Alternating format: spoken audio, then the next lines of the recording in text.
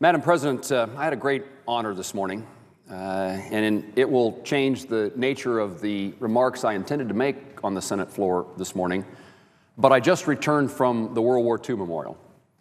We have a group of 90 World War II veterans on an honor air flight.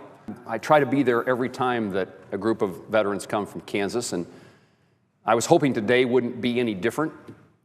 With the shutdown of our government, with the funding for the national parks, there was some concern about whether or not these veterans would be able to actually get to the memorial.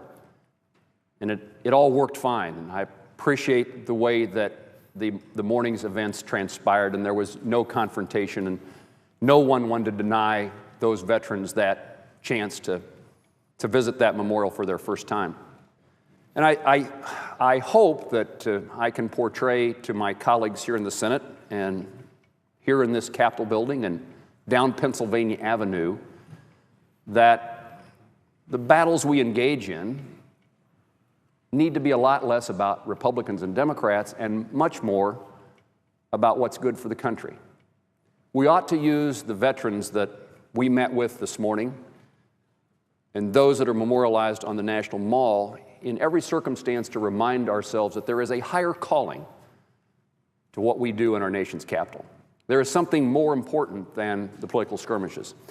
And while I was pleased moments ago to learn that our president has called congressional leaders to the White House, it's disturbing to me that the message is, but we're not negotiating. I'm not certain what the purpose of the White House visit will be. I hope it results in movement, in success.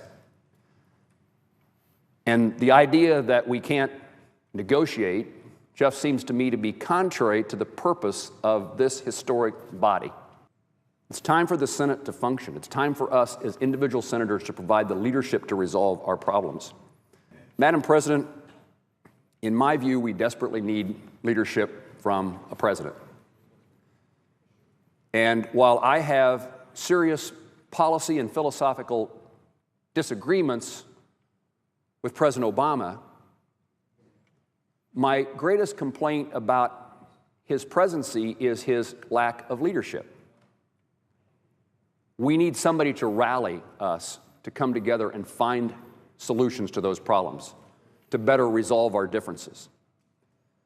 And again, I don't want to detract from the observations about how partisan this place has become by talking about President Obama. In this case, he is a Democrat and I'm a Republican. But regardless of who is the occupant of the White House, in order for the Congress to resolve difficult issues, it takes the leadership of a president.